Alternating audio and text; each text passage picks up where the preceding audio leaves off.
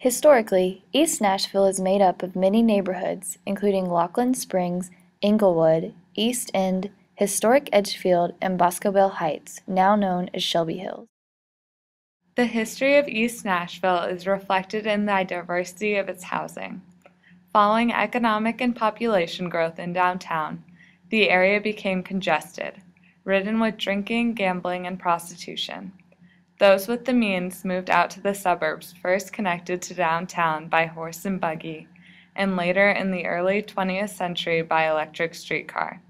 East Nashville represents one of these neighborhoods and was filled with large suburban homes. However, the Great Fire of 1916 and the tornado of 1933 destroyed many homes and much of the infrastructure created by the wealthy suburbanites. Urban development in the 1950s replaced luxurious homes with more modest bungalow-style housing to increase affordability and space for the up-and-coming automobile culture. The remaining historic homes fell to slumlords and poverty. Additionally, in the 1940s, Nashville gave more money to public housing, establishing Boscobel Heights in East Nashville, later to be known as James A. Casey Homes. Within East Nashville, there are large historic homes, 50s-style bungalows, and East Park replaces those houses burned down in the Great Fire. The diversity of housing reflects the history which our interviewee, Carol Williams, celebrates within her neighborhood. Carol Williams lives in historic Edgefield. She and her husband are largely responsible for the neighborhood's historic status. In order to obtain this label, they faced many challenges regarding bureaucracy and strict guidelines from the city government. We bought our house in 1975. It could not be inhabited, so I'll preface, we paid $9,000 for our home.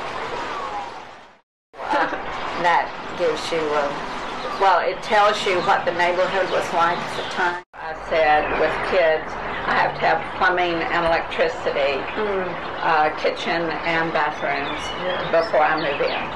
So we had no furniture, but we did, in the first 11 months, get the house where we could take care of our basic needs.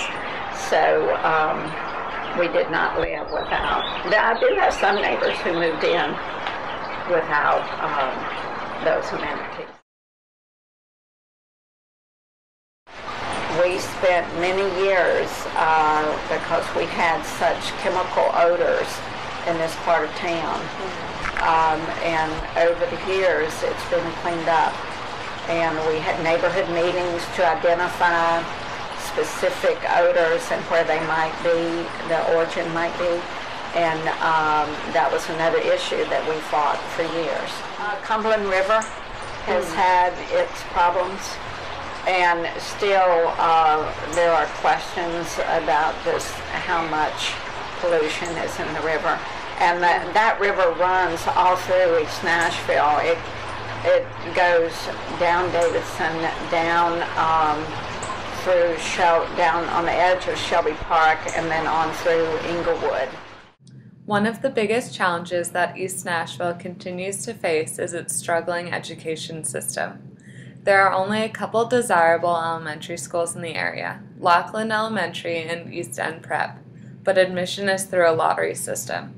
Williams adamantly holds this system as grossly unfair and believes that all children deserve to go to a good school and not have their education left up to chance.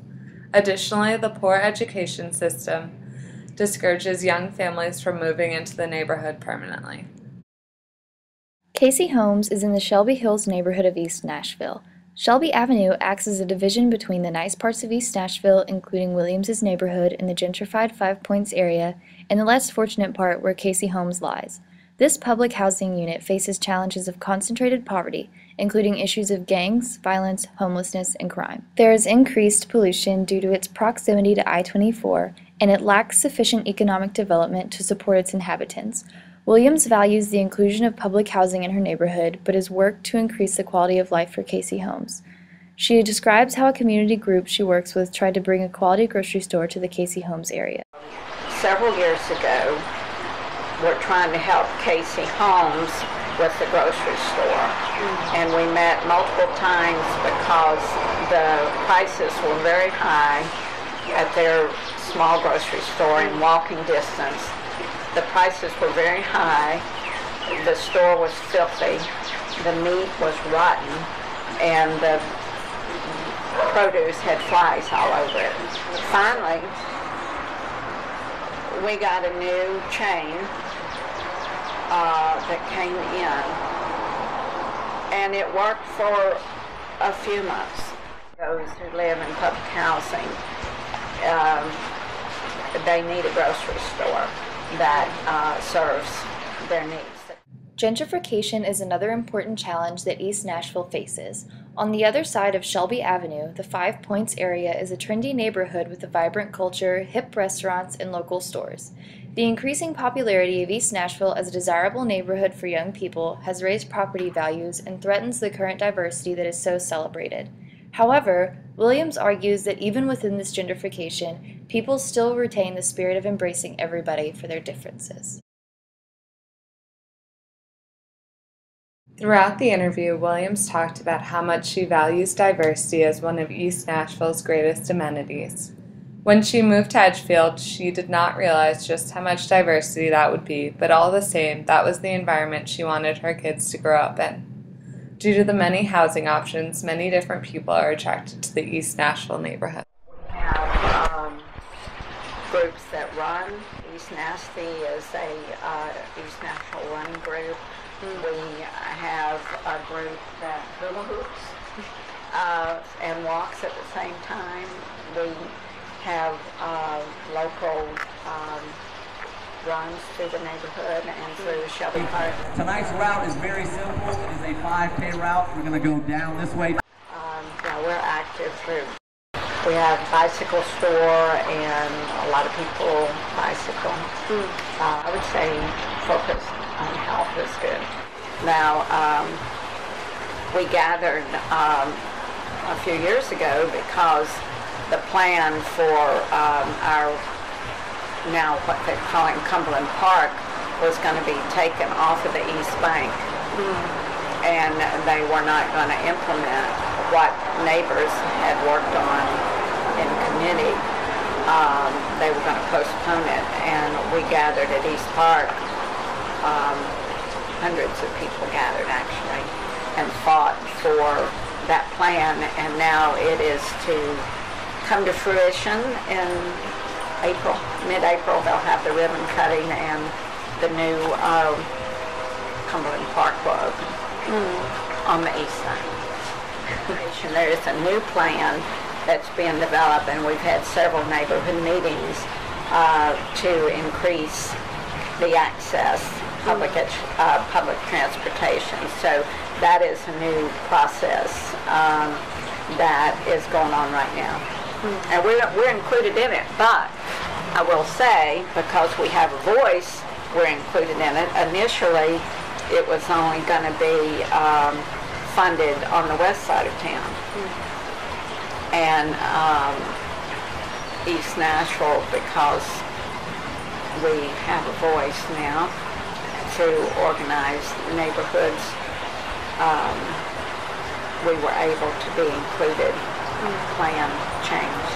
The department heads know that when we need to act, we will come out in great numbers. If we ever get the plan that we've talked about for Casey Homes, then we want to incorporate more economic development in that 64 acres of land, so it would provide more jobs for the people who are chronically out of work.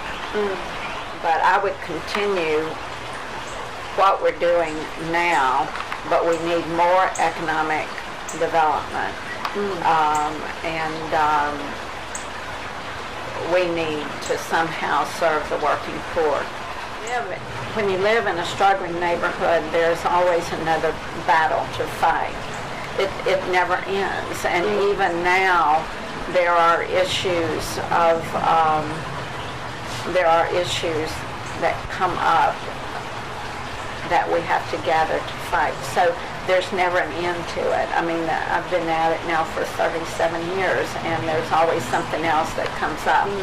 A positive note, and the reason I've stayed here is because I'm not just invested economically, because we got in on the low end. So, you know, and we moved here with no expectations that we didn't move here for an investment. It was too bad. Nobody would have moved here for an investment. And so we were here for the long run, whether anything ever changed or not. And then you become personally invested in the neighborhood. And that's why I'm here. I am personally invested in every part of it. Now, the most rewarding thing to me is that young people, younger than my children, are just moving in here for the same for the same reasons that we did, except they don't have the battles to fight. It is stable. It has, other than the school system, and the need for increased economic development, we are stable. We will never move backward. Too many leaders, strong people now, who are going to continue to carry it forward.